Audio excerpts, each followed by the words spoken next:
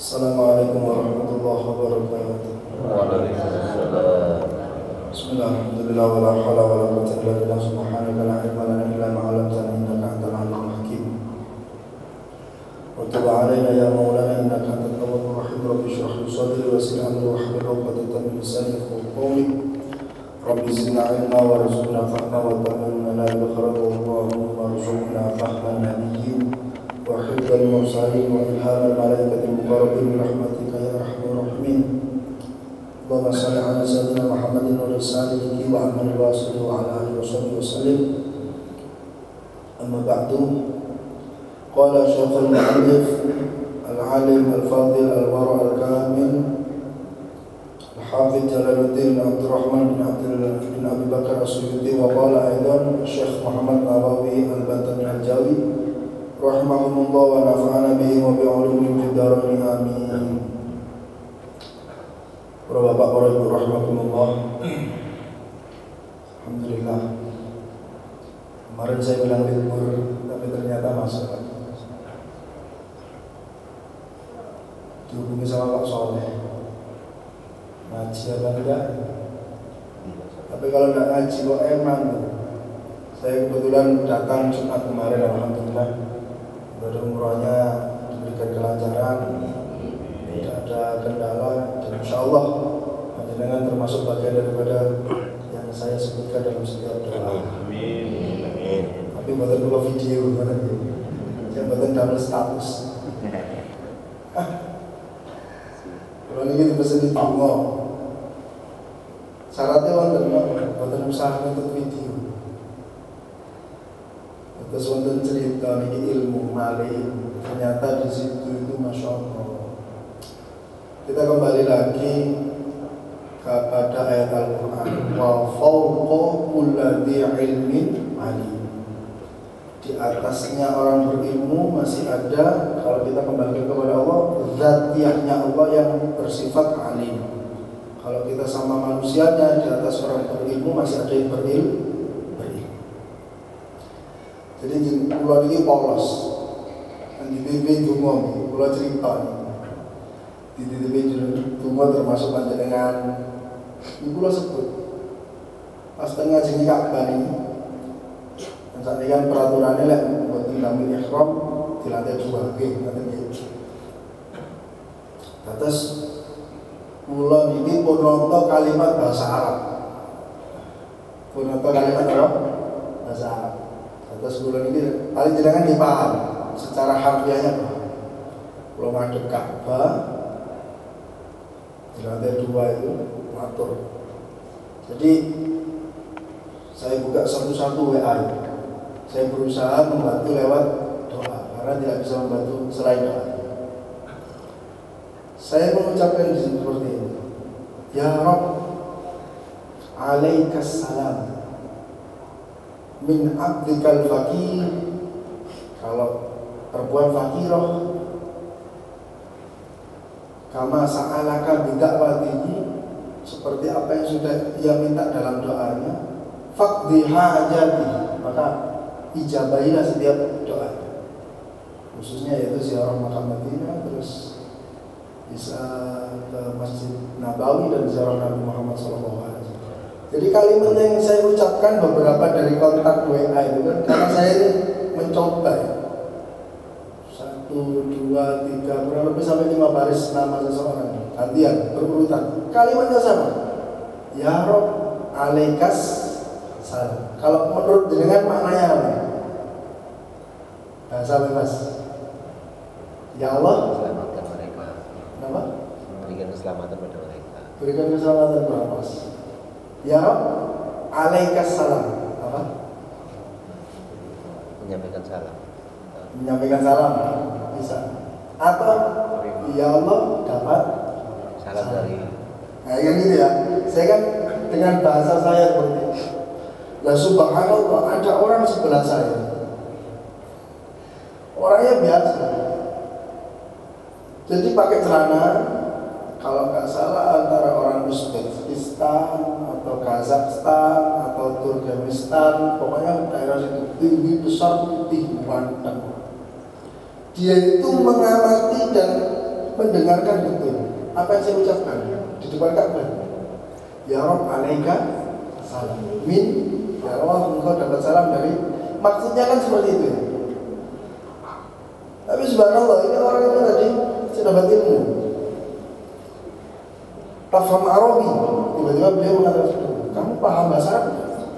Nah, Ishqulta alaika salam. Apa yang kamu katakan dengan mengatakan apa? Ya Rabb alaikas salam. Ya Allah, engkau dapat salam. Wallahu salam. Dan Allah itu dan salam. Masa sifatnya itu sudah salam, kemudian engkau berikan salam? Menurut beliau tidak pas. Karena saya ini merasa saya keliru, maka saya tanya, ayo kalimatin ahsan. Kalimat mana yang paling bagus? Kul, katakan kepada Allah di hadapan Ka'bah, Allahumma antas salam wa minkas salam wa ilaika ya'udus. Nah, ini yang pas. Ternyata kalimat ya Rabb alaika salam ini gak pas. Padahal ya Allah ansal salam di kaulan jenengan kan ya.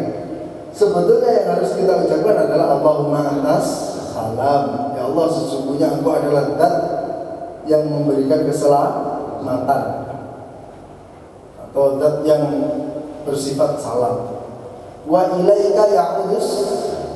Allahumma antas salam wa minka salam. Dan keselamatan itu dasarnya dari Engkau. Wa ilaika ya'udus salam. Dan seluruh apapun yang notabene itu keselamatan kembalinya kepada Allah.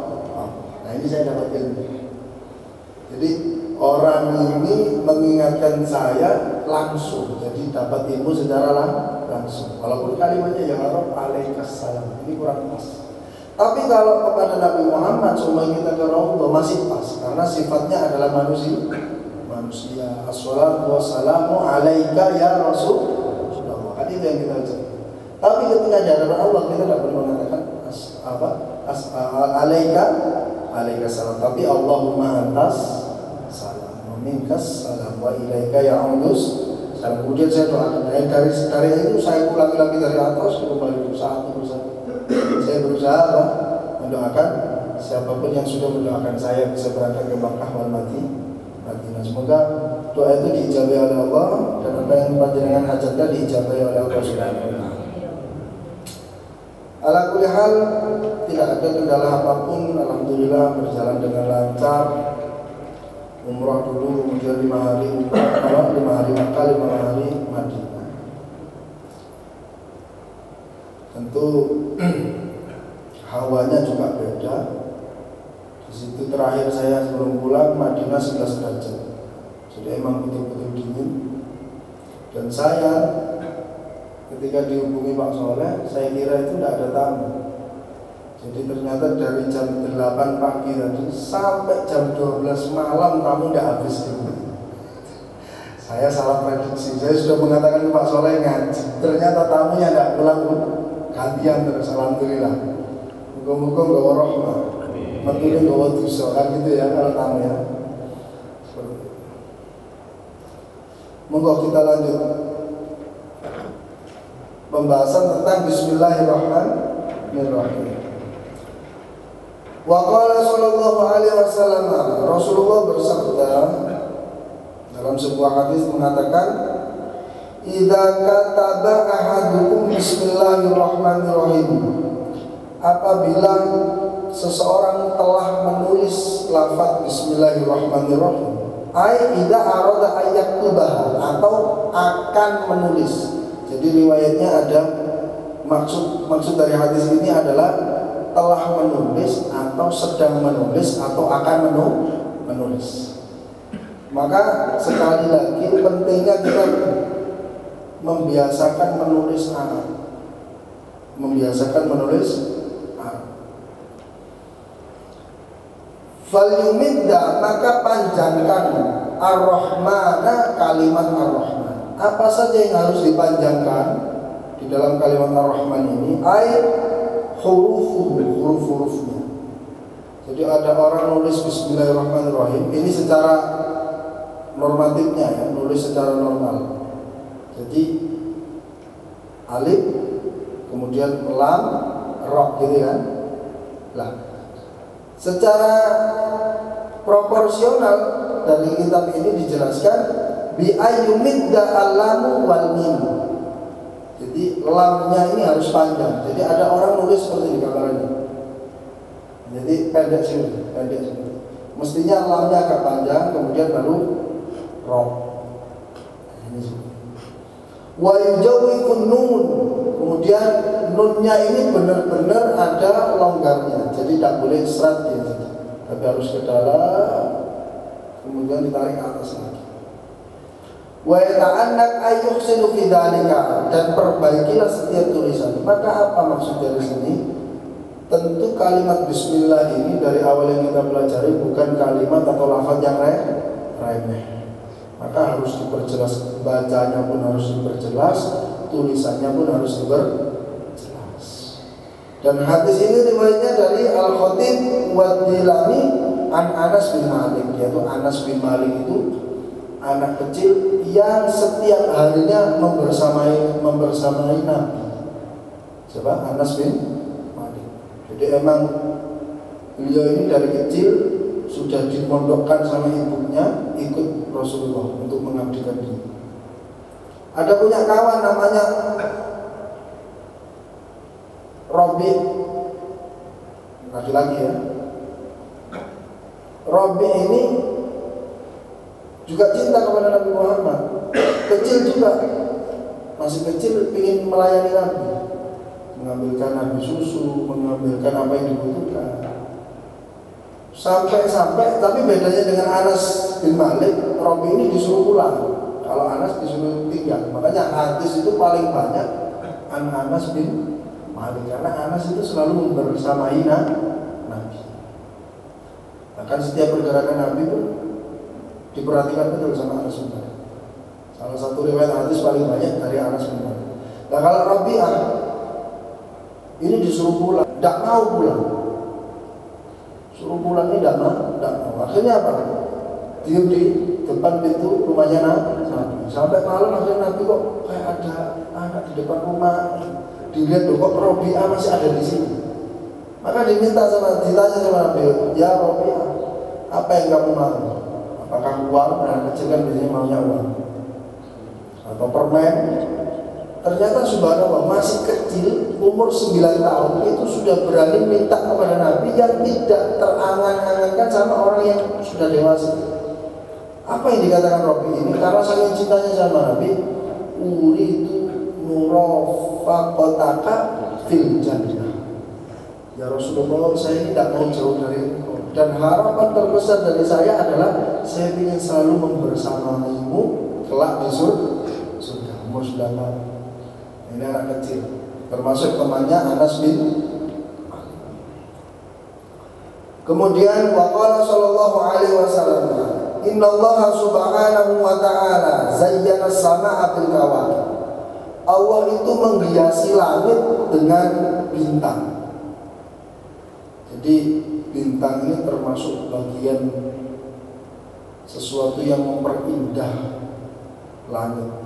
Jadi kalau kita lihat ke atas banyak bintang, ini termasuk bagian dari keindahan langit.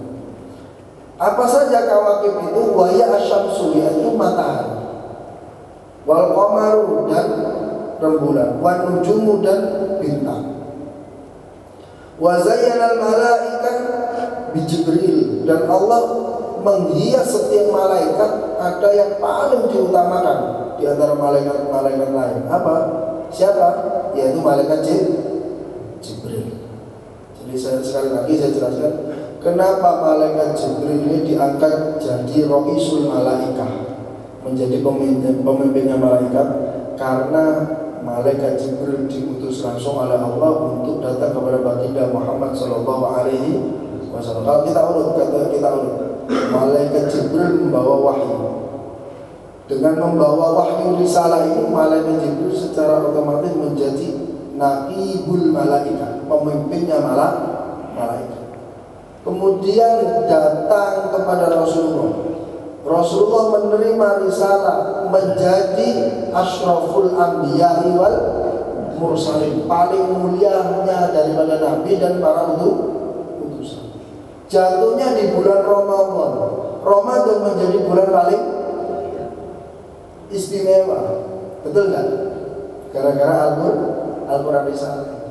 Kemudian jatuhnya dalam satu riwayat ada satu malam, termasuk bagian dari malam apa? Lailatul Qadar. Jadi yang terbaik. Kemudian Quran itu sampai kepada Nabi Muhammad, dan Quran itu disampaikan kepada umat. Allah mensifati kita kuntum khairum umat. Nah, seperti itu. Jadi secara urutan seperti itu. Jadi malaikat Jibril itu termasuk hiasan indah bagi para malaikat. Karena apa? Statusnya bahwa adapun malaikat Jibril nabiyul malaikah, yaitu pemimpinnya malaikat. Wa zayyanal jannah, dan Allah menghias surga bil huri wal qusur, dengan bidadari dan istana-istana megah di dalamnya. Wa zayyanal anbiya, dan Allah menghias para nabi-nabi bi Muhammadin sallallahu alaihi wasallam, dengan adanya Nabi Muhammad sallallahu alaihi wasallam. Makanya Nabi Muhammad itu nurnya saja, nurnya, cahayanya saja ini sudah memperindah alam dan semesta. Cahayanya Nabi Muhammad. Maka ketika sahabat ditanya, siflana Muhammad, tidak bisa langsung mensifati Muhammad itu seperti ini, tidak bisa. Mereka hanya bersajak kalau badan kayak rembulan. Ada sahabat lain ditanya kasyamsi, kayak sengini, kayak matahari. Saking haibahnya, wibawanya beliau. Bahkan ada qasidah itu mengatakan anta syamsun, anta badrun. Padahal sifatnya manusia, wujudnya manusia, tapi dipuji dengan bahasa kamu adalah matahari dan kamu adalah rembulan. Nah, ini termasuk hiasan yang diberikan oleh Allah Subhanahu wa taala dengan wujudnya Nabi Muhammad sallallahu alaihi wasallam. Wa zayyanal ayyam, dan Allah menghias setiap hari-hari biyaumil jumu'ah, adanya hari Jumat. Makanya hari besar kita adalah hari Jumat. Setiap amal itu rufi'al amal, diangkat oleh Allah. Mulai dari malam, kan hitungannya kalau Hijriah hitungannya sudah malam. Jadi malam Jumat itu sudah mulai diangkatnya amal. Berapa banyak orang mengamalkan surat Al-Kahfi, betul ya? Berapa banyak orang mengamalkan surat Yasin. Itu masih satu surat Ghaniyah, satu hataman. Istimewa apa? Itu cuma satu surat Al-Quran saja sudah istimewa seperti itu. Sampai datangnya hari Jumat, tidak ada hari yang paling istimewa kecuali hari Jumat. Diskon besar-besaran. Zuhur mestinya 4 rakaat, datangnya hari Jumat cuma 2 rakaat. Perempuan yang ikut sholat Jumat sudah tidak wajib lagi untuk sholat zuhur. Enaknya seperti itu. Maka termasuk bagian hiasan hari-hari dalam satu minggu yang diberikan oleh Allah Subhanahu wa taala, yaitu hari Jumat. Maka istilah kita Jum'ah Mubarakah. Entah itu bagi-bagi nasi, bagi-bagi sedekah ya. Kalau tidak bisa itu bagi-bagi senyum kan gitu. Kalau orang Jumat kok merengat, merengatnya bukan kok merengat Jumatan ini. Kok merengat takihan Ustaz kok repot itu. Jumat saya kemarin ini kebetulan saya pernah taklim di Yaman ya. Saya naik taksi itu ada pasar dengan insya Allah pun paham. Kalau Bapak sih nanti sudah pernah ke sana insya Allah paham. Namanya Kakia. Ya, ada yang ingat? Jadi pasar Kakia ini pasar pengganti Ja'fariyah. Dulu Ja'fariyah. Sebelum Ja'fariyah ada pasar Sen. Jadi terus. Pasar Sen buyar, ganti Ja'fariyah. Ja'fariyah buyar, ganti Kakia. Lah Kakia ini sebetulnya dekat karena sekarang itu macet. Kebetulan saya nyegat taksi kan, di situ kan tawar-menawar ya. Tawar-menawar sehingga dia minta per orang itu 15. Saya 8 orang mau belanja ke situ. Karena yang kebetulan yang bisa bahasa Arab saya gitu. Kebetulan sopirnya itu dari Hadramut, tapi dari Yaman, provinsi Yaman Utara.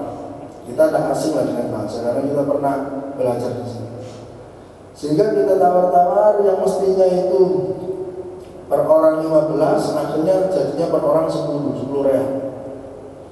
Saya bolak-balik ngomong sama orang-orang, jangan kalau mau belanja jangan diteruskan Indonesia.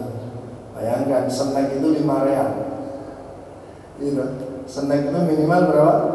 5 real. Kalau diteruskan Indonesia kali 4 berarti 20.000. Jarah gue. Ciki aja 20. Kak situ itu jajan akhirnya kan katanya. Emang kita kalah terusnya dengan mereka kan gitu.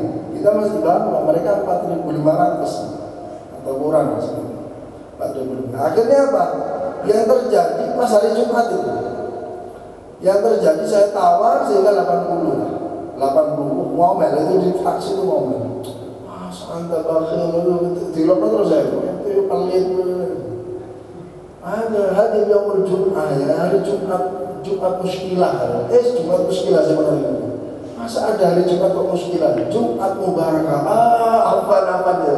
Jadi khilaf mengatakan Jumat muskilah. Yang mestinya adalah Jumat mubarakah. Baru dia sadar. Akhirnya diterima waktu itu. Gara-gara salah ngomong Jumat muskilah. Ini tak boleh kan? Sebab apa? Karena wazayyanal ayyama biyaumil Jumu'ah. Maka setiap hari Jumat dengan usahakan senang. Saya dapat ijazah itu dengan ini saya praktik betul. Gampang datangkan rezeki min haitsu la yahtasib. Jadi ada di surat Shad. Jadi saya sekali lagi amalannya Quran karena saya ngamalin Quran. Tadi dicek sama Quran saya, coba ini cek ayat berapa ini, tak ijazahkan ke kamu tadi malam waktu datang. Saya mengatakan gini, kalau ada uang menurut panjenengan ini sudah paling besar, ya, menurut panjenengan ini sudah paling besar, atau 100.000 ke atas, atau 10.000, tapi menurut panjenengan ini paling besar. Dek dompet kok kali 10.000 tak seumpama. Maka coba amalkan ayat ini. Ketika mengeluarkan untuk apapun, tanda kutip kebaikan ya, tanda kutip kebaikan. Bapak-bapak ngasih belanja ke istri, silakan dibaca.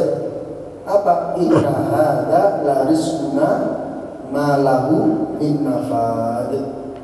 Apa? Inna hadza la rizquna ma lahu min nafad. Surat Shad ayat 54. Nanti jangan cek, silakan diamalkan. Ini gampang mendatangkan rezeki min haitsu la yahtasib. Ibaratnya ketika mengeluarkan cepat balik ya. Dan ketika kembali itu berkali. Ini amalan Al-Quran. Silakan diamalkan. Jadi setiap hari Jumat umpama tebar senyum, tebar kebahagiaan. Kalaupun harus punya istiqomah sedekah di masjid, entah itu nilainya 5.000, 10.000, 20.000 dan seterusnya dengan baca inna hadza la rizquna ma lahu min nafad. Ya Allah, ini benar-benar rezeki saya yang tidak akan ada habisnya. Jadi dengan tidak ini mulai sekarang atau dari dulu sampai sekarang orang yang senang sedekah rezeki ini gak tahuan tahun kerumun dengan tahu kerumunan. Aku senang sedekah, saya tambah melarang. Pernah dengar? Tidak. Sejarah belum mencatatkan orang yang gemar bersedekah tambah melarang. Lek gak sudi dunia ya sudi kan? Ya? Jadi silakan diamalkan, tidak apa-apa. Di dalam surat Shad ayat 54 kalau nggak salah, nanti dicek lagi. Inna hadza la rizquna ma lahu min nafad. Wa zayyana al-layaliya bi lailatul qadar. Kemudian Allah menghiasi suatu malam atau beberapa dari malam-malam yaitu dengan adanya Lailatul Qadar. Inna anzalnahu fi lailatul qadar. Ma adraka ma lailatul qadar. Lailatul qadar khairum min alfi syahr. Termasuk bagian keistimewaan. Makanya salah satu keistimewaan Lailatul Qadar itu kita tidak tahu kapan pasti datangnya.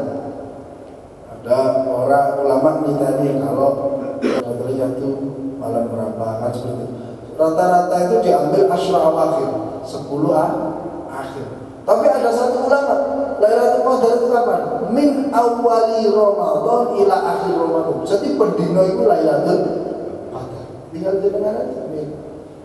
Kalau kita kan biasanya umumnya boleh sing gampang-gampang aja ya. Jadi 10 akhir baru sholat tasbih. Gitu ya, jamaah biasanya program masjid seperti itu.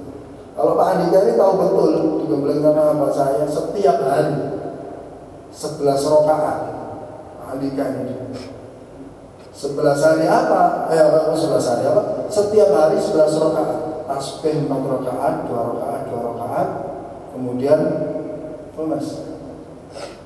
Hajat, sujud syukur, kemudian berdiri lagi, tahajud 2 rakaat, witir 3 rakaat, 11 rakaat setiap hari. Ini tambah gemuk sekarang itu. Digembleng sholat terus. Sekarang bebas kayaknya. Kalau dulu kurus. Wa zayyana syuhura bi syahr Ramadan. Kemudian itu malam. Sekarang bulannya, tadi saya jelaskan. Bulan yang paling istimewa adalah bulan Ramadan. Datangnya ditunggu, bergesernya atau beralihnya ke bulan lain tetap dirindukan. Semoga kita dipertemukan di bulan Ramadan berikut. Seperti itu. Saking rindunya dengan bulan. Nah, ini termasuk bagian yang dihiasi oleh Allah. Ini berurutan ya. Berurutan. Hadis ini berurutan. Wa zayyana al-masajida bil Ka'bah. Kemudian Allah menghias setiap masjid. Yang paling utama dari masjid adalah yang di situ ada Ka'bah, yaitu Masjidil Haram. Saya kemarin itu sering menjelaskan beberapa orang itu saya yakin itu karena lupa, bukan karena tidak tahu. Saya yakin karena lupa. Kita di Indonesia ketika sholat kenapa disuruh nunduk? Untuk menghantarkan tadarruan wa takhasyu'an, untuk khusyuk saja. Karena untuk mengarahkan ke kiblat ini derajatnya wujuhul kiblat, arah kiblat. Tapi kalau kita sholat di Masjidil Haram bukan wujuhul kiblat lagi, tapi ainul kiblat, yaitu wujud dari kiblat. Maka ketika di hadapan Ka'bah jangan nunduk. Sangat eman sekali orang ketika sholat di hadapan Ka'bah tapi menunduk seperti dia sholat ketika di Indonesia. Karena apa? Sekali kita lihat Ka'bah, Allah turunkan 20.000 rahmat. Kalau kita pakai 100-an aja 20 rahmat untuk orang yang memandang Ka'bah saja tanpa sholat tengah-tengah gitu, Ka'bah lah bukan Ka'bah. Sudah dapat 20 rahmat. 20 rahmatnya lagi apa? Bisa sholat. Jadi 40. Kemudian yang paling utama lagi apa? Tawaf. Jadi 60. Berarti kalau memandang Ka'bah, kemudian sholat menghadap Ka'bah, dan tawaf mengelilingi Ka'bah 7 kali, berarti sudah mendapatkan 100 rahmat. Itu kalau hitungan 100, kalau ribuan. Jadi nikmatnya seperti itu. Jadi banyak orang yang lupa ketika di hadapan Ka'bah menunduk, pada nikmat sekali ketika melihat Ka'bah. Ka'bah itu hanya apa? Syariat saja. Hakikatnya adalah kita menghadap kepada Allah. Inni wajjahtu wajhiya lilladzi fataras samawati. Bagaimana menghadap kepada Allah? Rasulullah itu saking tidak ridhonya awalnya, tidak ridho untuk kembali ke dunia ketika Mi'raj. Saking nikmatnya bertemu Allah, benar-benar menghadap kepada Allah. Saking nikmatnya, gak ada kenikmatan selain memandang Allah. Tapi ala kulli hal Allah jadikan karena ini sebuah syariat, ketentuan yang sudah ditetapkan oleh Allah, mau nggak mau harus mengajarkan kepada umat di dunia. Akhirnya apa? Rasulullah dikatakan oleh Allah bahwasanya kamu akan mendapatkan kenikmatan yang telah kamu dapatkan ketika Mi'raj dalam keadaan sholat. Makanya Rasulullah mengatakan wa ju'ilat qurratu aini fis shalah. Jadi Rasulullah itu kalau sudah Allahu Akbar lari lah. Lewat ini sholat, bisa ada. Bedanya kita jadi bisa cepet. Tapi ala melihat kita kalau di Indonesia. Tapi Kak, ini jujur, saya doakan jenengan yang sudah pernah ke sana bisa ke sana lagi. Yang belum ke sana bisa segera ke sana. Maksudnya ke Masjidil Haram, ya, Haraman Syarif. Saya tuh ngerasa sepertinya dalam 1 tahun itu kita perlu ke sana. Sepertinya. Kenapa? Ketika saya diam-diam mikir, tidak ada kesempatan yang waktunya mendukung, keadaannya mendukung, tempatnya mendukung. Mendukung untuk apa? Waktunya habis untuk menunggu sholat. Betul kan? Ketika kita di sana habis zuhur, kita masih rindu kedatangan asar, tidak ada kelihatan. Mesti sholat betul kan? Coba di sini sama Rijal, tanya apa ini? Bah, kenapa? Si manteni zuhur, udah nggak ada sholat. Ya, karena apa? Tidak mendukung keadaannya. Coba orang-orang yang sudah datang ke sana, cepet deh, pengen suwi-suwi ini Pak, bukan mikir utang dan mereka. Bukan mikir nafkahi, bukan mikir lihat semari tinggal beribadah tuh enak, lapar tinggal di hotel kan gitu. Sangat enak sekali diri itu karena betul. Wong urip cuma ngenteni sangat hebat. Lah ini waktunya mendukung, tempatnya mendukung, keadaannya juga mendukung. Lek ono nang Indonesia kok wong ditakoni, "Lah kok kamu kok manusia ngenteni sembahyang?" Kira-kira ya punten gak mari-mari. Dalam itu saya tidak meremehkan. Faktor pendukungnya kurang. Faktor pendukungnya apa? Kurang. Tapi kalau di sana, masya Allah. Makanya saya rasa mestinya ke sana. Semoga kita ditakdirkan semuanya bisa ke sana. Dengan caranya Allah. Kalau caranya Allah itu wa qudratuhu likulli maqdurin ju'in. Kalau di matan Zubat itu dikatakan seperti itu. Sesuatu yang sudah ditetapkan dan ditakdirkan oleh Allah, bagaimanapun caranya pasti dijadikan oleh Allah. Karena di Al-Quran dikatakan wa kana amrullahi qadaron maqdurullah. Saya lanjutkan.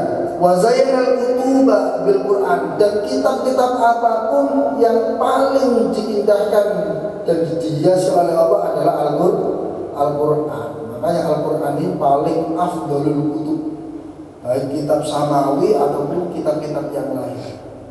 Kitab samawi yaitu Zabur, apa saja, Taurat, Injil, Al-Quran. Afdalnya tetap Al-Quran. Dan kitab-kitab yang lain terutama itu tetap Al-Quran. Makanya dulu di pondok pesantren itu ada lomba remeh tapi mendidik betul. Kadang kita itu harus mengingatkan betul untuk diri kita, anak kita, ketika bawa Al-Quran. Berapa banyak anak kecil main Al-Quran atau kita, mestinya kan tidak pantas kan gitu ya.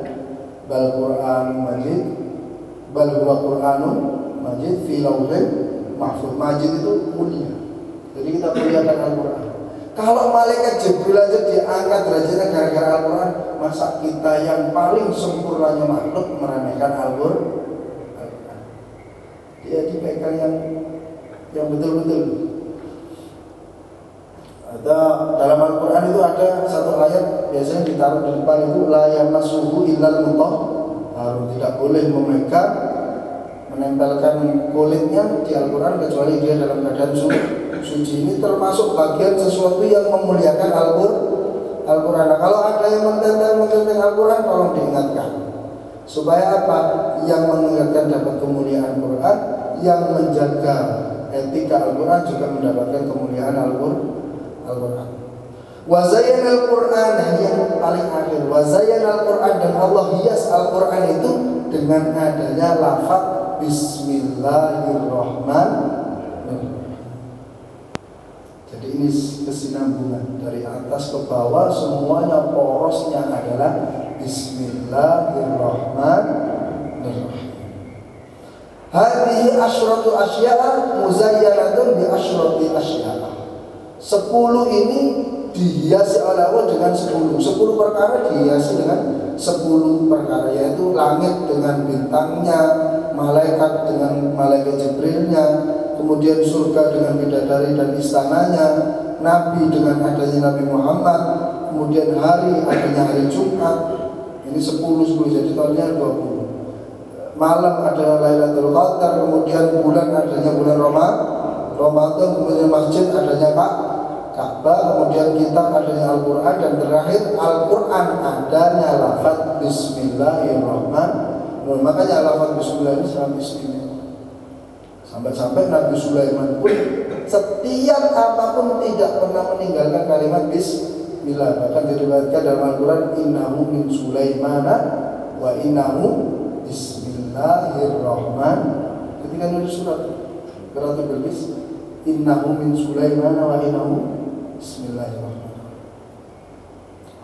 Wa qala sallallahu alaihi wasallam, man qala, siapa orang yang mengucapkan atau melafalkan Bismillahirrahmanirrahim, kutibasmuhu minal abrar, maka namanya dicap atau distempel oleh Allah sebagai golongan orang-orang yang selalu bahagia.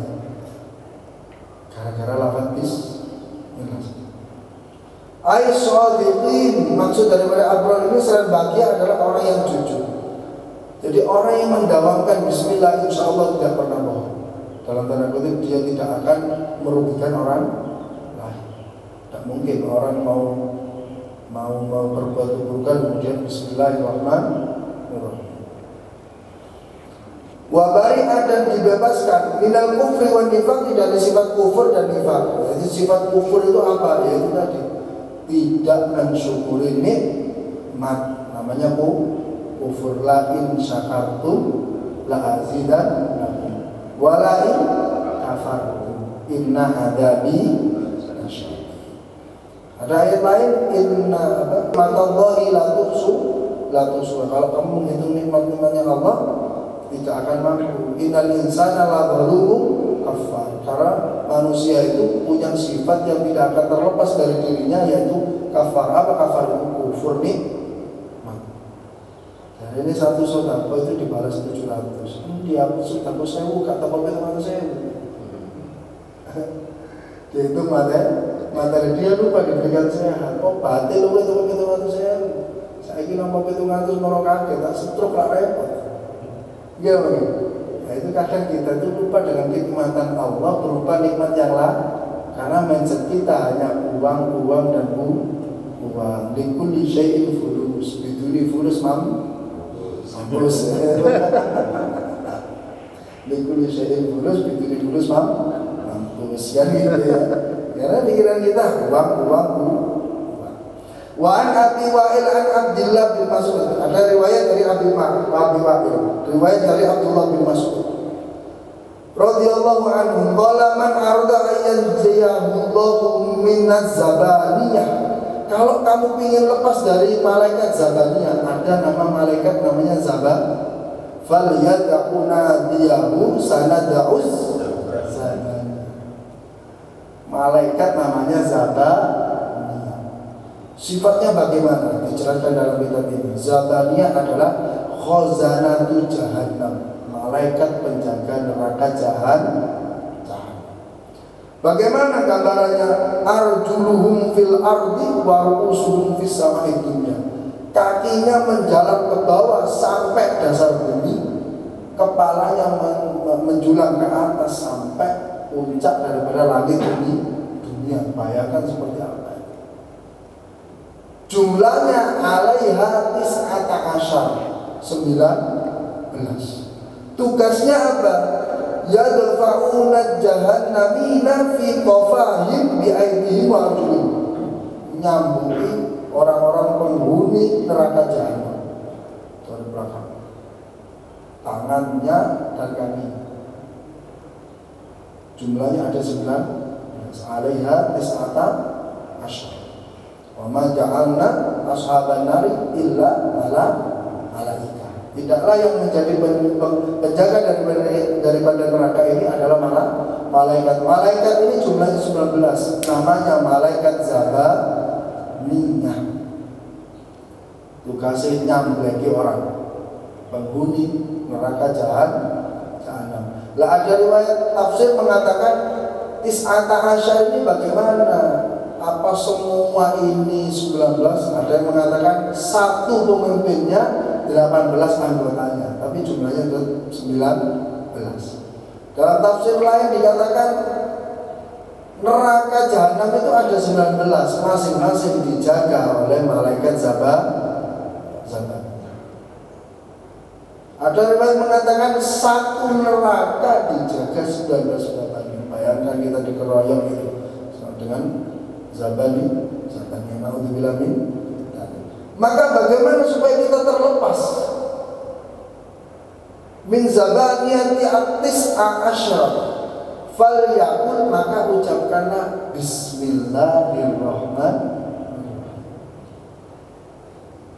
Kenapa kok bisa menyelamatkan kita bismillahirrahmanirrahim? Fa innaha tis'atu asyara harfan, karena lafaz kalimat bismillah itu ada 19 huruf.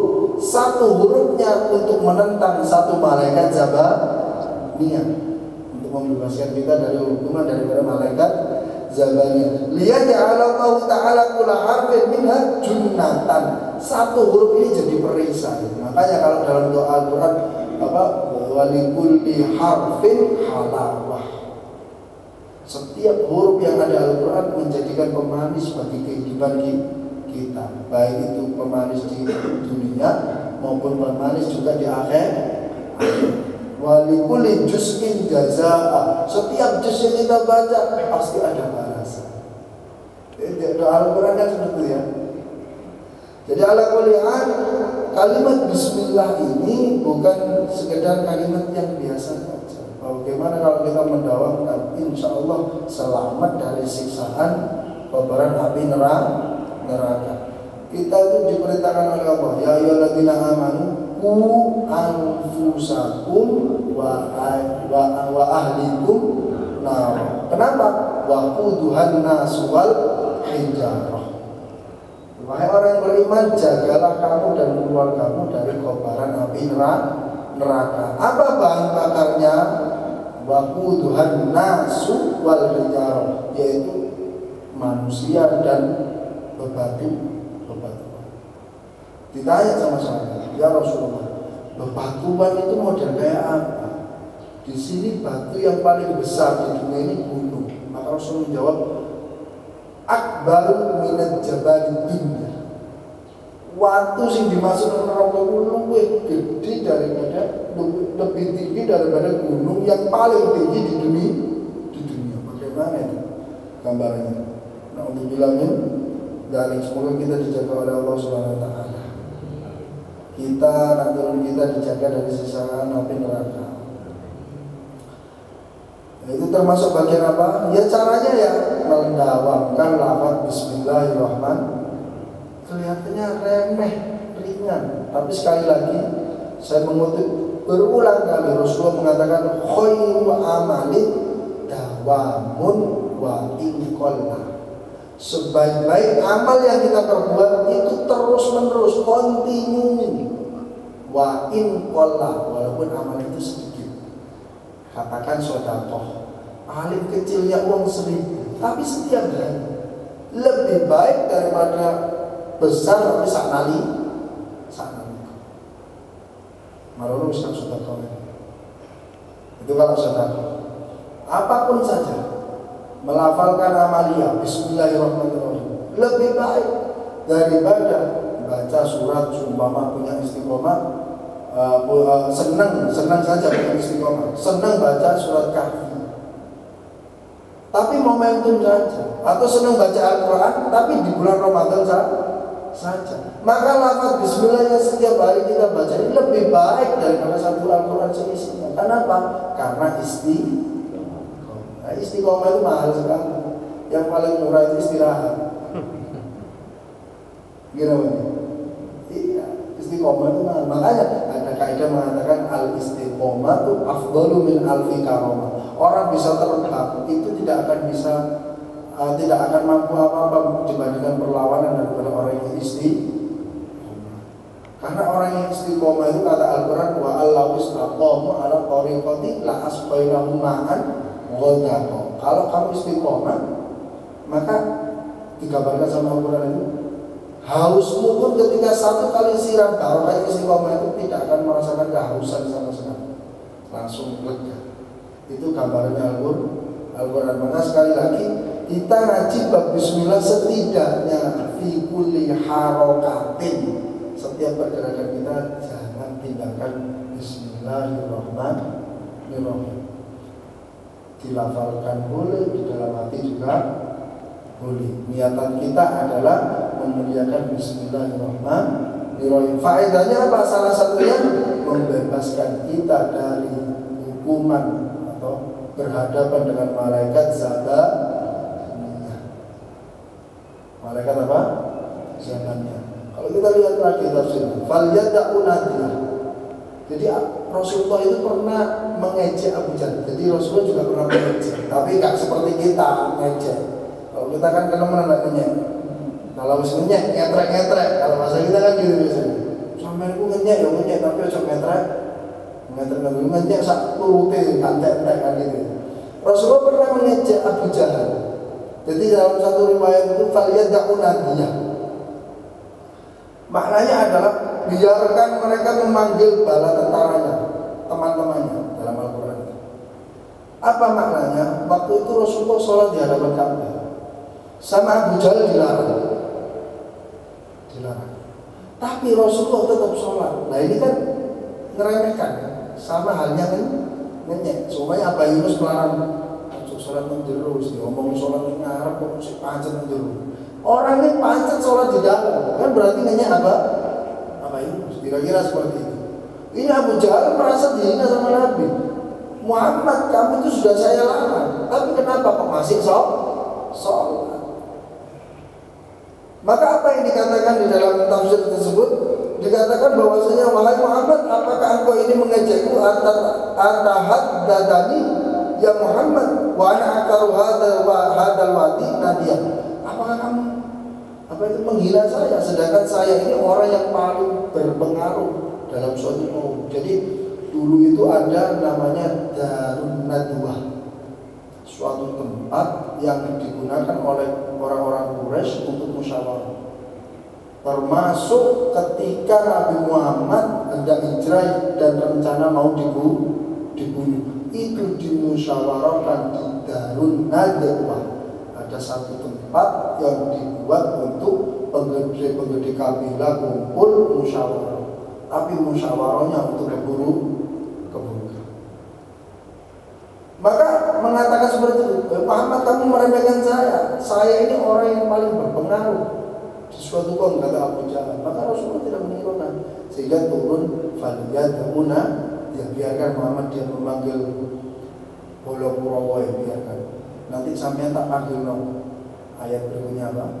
Faliyad'una sanad'us zabaniyah. Kalau mereka memanggil kaum kafir Quraisy, sampai tak celupno boleh sampai sinten ya Rabb, siapa ya Allah? Malaikat Zabaniyah. Maka menangan kanjeng Nabi Muhammad sallallahu alaihi wasallam. Ini asbab nuzulnya seperti itu dari ayat itu. Falyad'una dia sanad'us zabaniyah kalla la tutik wasjud. Seperti itu. Jadi sekali lagi kita dawamkan kalimat Bismillahirrahmanirrahim. Insyaallah pertemuan berikutnya kita selesaikan bab ketiga yaitu Bismillah, dan insyaallah pertemuan berikutnya lagi insyaallah kita masuk ke wallahu a'lam bishawab. Al-Fatihah.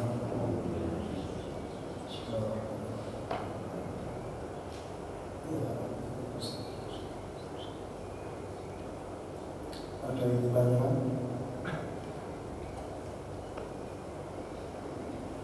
Tidak ada? Cukup. Kalau tidak ada, mari kita baca Fatihah dengan harapkan, dengan menginginkan li jami'il qadiyal hajat ya Allah, li jami'il qadiyal hajat ya Allah, li jami'il qadiyal hajat ya Allah, bi barakatil Fatihah.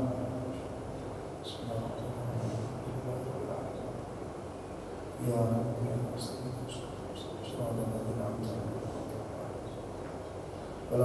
Assalamualaikum warahmatullahi wabarakatuh.